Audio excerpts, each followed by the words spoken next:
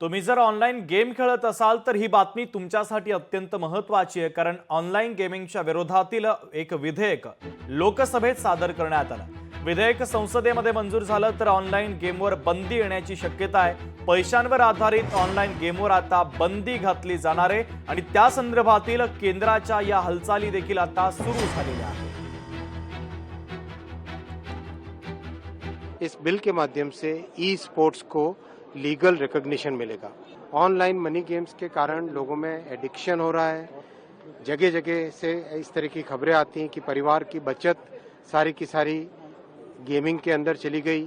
Industry के segment से comparison करें तो समाज का हित, मध्यम वर्गीय परिवारों का हित, युवाओं का हित वो बड़ा है। उसी भावना को लेके आज इस बिल को सदन में पेश किया गया और लोकसभा में पास किया गया।